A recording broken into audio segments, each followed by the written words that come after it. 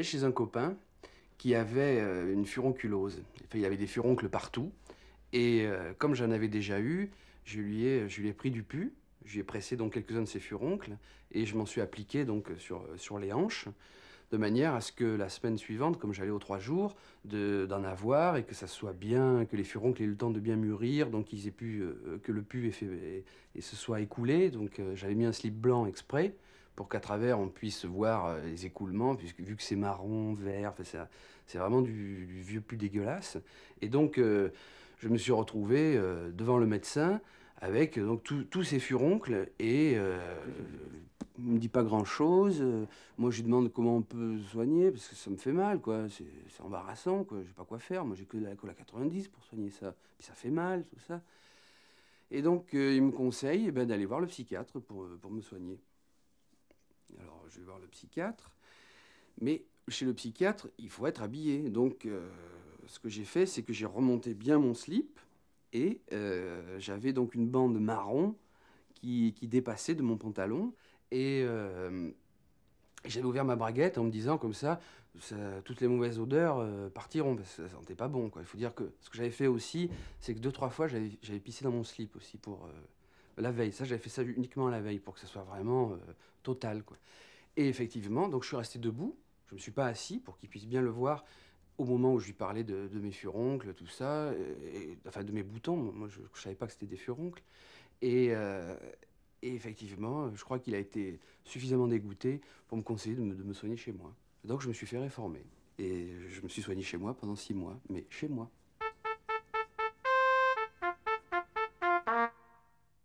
Le Messie est arrivé, quoi. Un monsieur gradé, un colonel, habillé de blanc. J'ai vu arriver ce bonhomme, complètement comme s'il m'ouvrait les bras.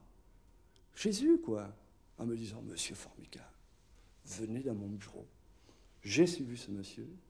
Il m'a dit, qu'est-ce que vous avez? Je lui ai expliqué mon cas, je lui ai dit, c'est pas possible. L'armée, ce n'est pas pour moi. Je suis peintre. Il me dit, je le sais, et j'aime votre peinture. Je lui ai dit, je trouve que l'armée peut se passer de moi. En plus, je suis antimilitariste. Et il me dit, ne me dites pas ça, ce n'est pas possible à l'armée d'entendre des choses pareilles. Alors je lui ai dit, bon, écoutez, j'ai rien contre l'armée, d'accord.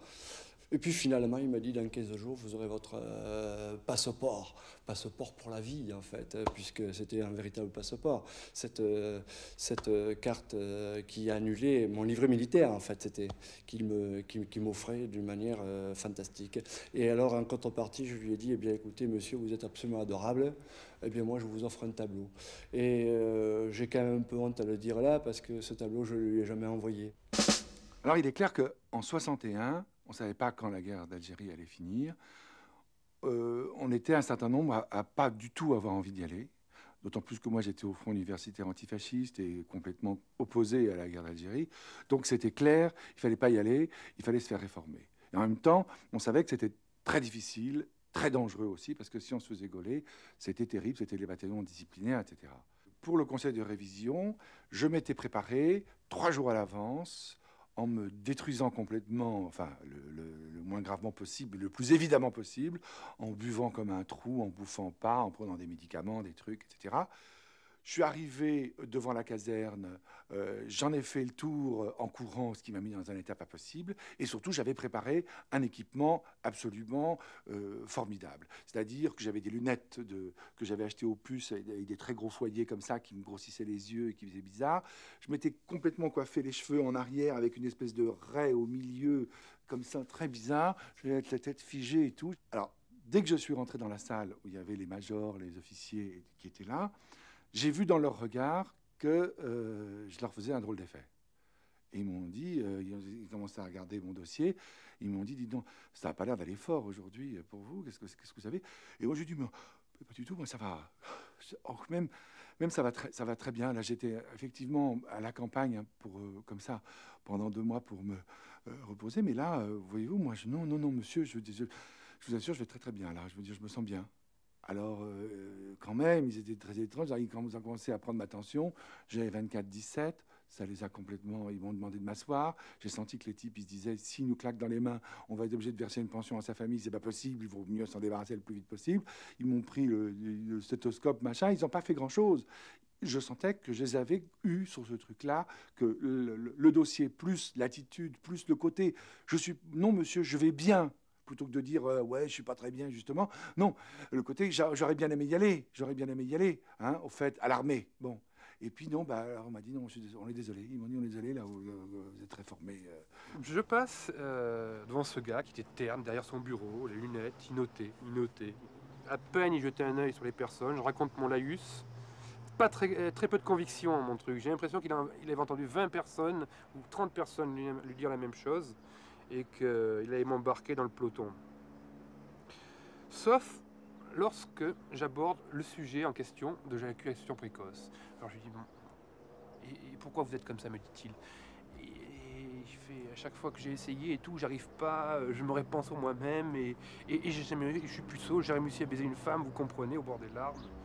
À partir du moment où je lui ai suggéré ma tare sexuelle, hein, il s'est pris d'un amour filial pour moi, en voulant tout m'expliquer, me donner des détails pas possibles pour m'en sortir, que c'était pas grave, que j'allais devenir un grand, un baiser, un homme, un vrai, et qu'il allait me donner des tuyaux qu'il m'a donné de suite, par la méthode dite du pinch. Alors, il faut trouver une nana qui est compatissante, pour coucher avec vous.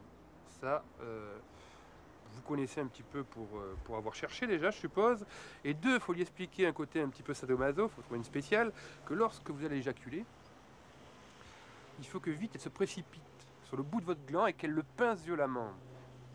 Vous imaginez le truc un peu au moment où la purée apparaît, on tord le bout du gland, un hurlement, et c'est sûr, on n'éjacule pas. On n'éjacule pas. Et à partir de là, il me l'a raconté qu'il fallait pendant 3 mois faire ça, au moins une fois tous les 15 jours. Et qu'à partir de là, je soignerais ma maladie et que de toute façon, il m'enlevait un gros problème, vu le côté salace de l'armée et tout. Il m'aurait formé pour que je me consacre à ma guérison.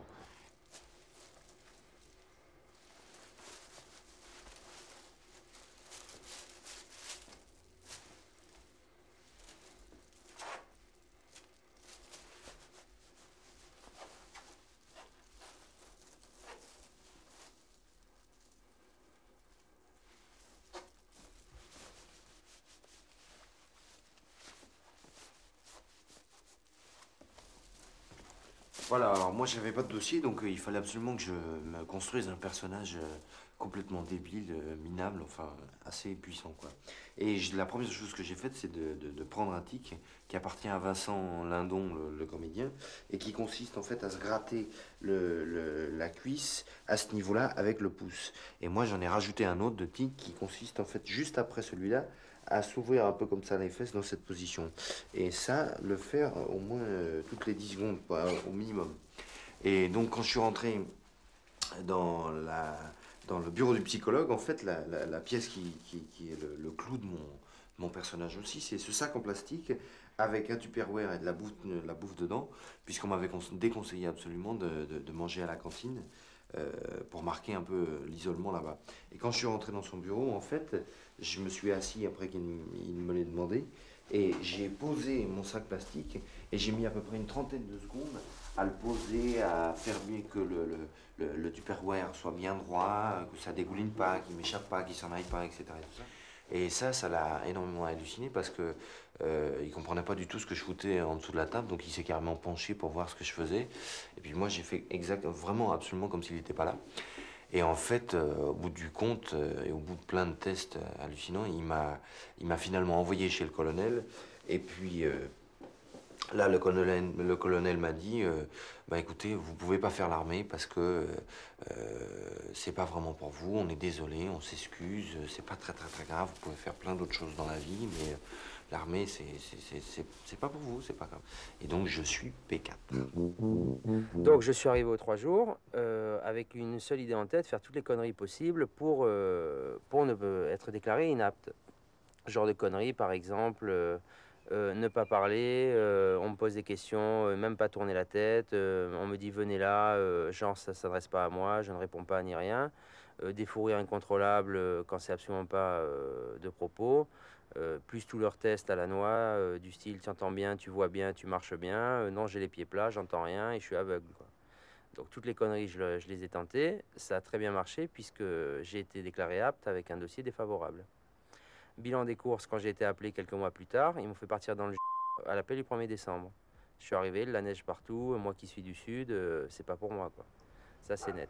On débarque là-bas, ils nous mettent tous en rang dans la cour, tout le monde en tas comme ça, et on attend 1 heure, 2 heures, 3 heures que le commandant daigne bien arriver. Au bout de 3 heures, il arrive, on était tous bleus de froid, je commence à avoir franchement les boules. Je me dis, bon, de toute façon, je suis à l'armée maintenant, si je veux pas la faire, il faut que je trouve une connerie à faire rapide, parce que sinon ils vont me garder. Là-dessus, donc le commandant se met en face de nous, commence à nous brancher son speech. Ouais, l'armée se fait pour vous dresser, vous allez en chier, vous n'êtes pas là pour rigoler, il nous fait la complète. Bon militaire borné standard. Ça commençait déjà à me gonfler. Et au moment où il passe devant moi, j'ai une illumination. Je me dis, tiens, une super idée, je lui mets un grand coup de pied dans les couilles. Bon, 5 secondes après, je trouvais l'idée vachement moins bonne parce que j'étais par terre en train de me faire latter par les 2 gradés. Coup de pied, coup de poing, bon, ils m'ont mis chiffon. Je me suis réveillé un quart d'heure après au trou. Le commandant vient me voir le lendemain, après une nuit au trou, donc je venais à peine d'arriver à l'armée, t'imagines le plan glauque, quoi. Il vient me voir le lendemain, il me dit ouais, t'as voulu faire le compte, t'as gagné, tu vas pas faire 1 an d'armée, mais 2 ans de forteresse, tu vas en chier, je vais m'occuper de toi personnellement, il me fait la complète. Moi, j'ai pas vraiment réfléchi sur le moment, mais il m'a semblé que le seul truc intelligent à faire, c'était de le pourrir d'injures, de le traiter de connard, de facho, je t'en passe et des meilleurs. Il me dit, bah, tu as gagné, déjà tu restes 10 jours de plus au trou, puis on verra après. Et puis reste comme ça, quelques jours passent. Comme la bouffe était immonde et que de toute manière, il fallait que je rentre dans le truc, ni je mange, je bois à peine histoire de rester à peu près en forme, mais pas question de manger. Quand ils m'amènent les plateaux, je leur balance à travers la gueule, à travers les barreaux. Truc sympa, quoi. Là-dessus, au bout de 8 jours de trou, bien que j'ai pas bouffé, je sors, mais un peu chiffon. Le commandant me convoque dans son bureau, me refait le laïus habituel, petit salopard, machin, la complète. Là, je sais pas si c'était vraiment réfléchi, mais j'ai un peu pété les plombs. Il avait un beau bureau. J'ai pris le bureau, je l'ai soulevé, j'ai carrément retourné sur le ventre. Il y avait une chaise, elle est passée à travers la baie vitrée, tombée dans la cour 3 étages plus bas. Je commençais à lui faire tomber ses armoires avec les classeurs. Bon, le Apocalypse Now dans le bureau, quoi. Vous êtes quelqu'un de violent d'habitude? Jamais. Je m'étais jamais énervé de ma vie. C'est quelqu'un. Je suis vraiment quelqu'un qui, en principe, bouge pas, quoi.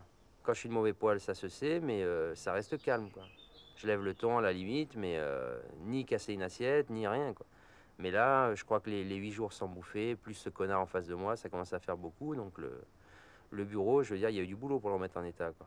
Plus les classeurs, c'est rigolo. Tu vois un classeur voler par la fenêtre, tu vois 300 pages qui s'égayent dans toute la cour. Tu sais pas ce que c'est comme classeur, mais tu penses que ça va le faire chier, quoi. Bon, évidemment, les gradés qui reviennent, moi qui fais le fou furieux, le premier qui me touche, je l'éclate et tout. C'est le truc à pas leur dire. Je me suis repris une branlée aussi bonne que la première, quoi. Rebelote, on redescend, retrou, pas question de bouffer. Au bout de 2 jours, ils ont quand même craqué, ils m'ont emmené à l'hôpital psy. Puis là, c'était la valse des psys, questions croisées, un psy le matin, un autre l'après-midi, des fois un qui passait vers 2 heures, milieu de journée, histoire de me rebrancher sur des conneries. Finalement, au bout de 4 semaines d'hôpital psy, plus les 15 jours de cachot, ils se sont dit, bon, bah, il va trop nous casser les couilles, donc on le lâche, et puis il rentre chez lui.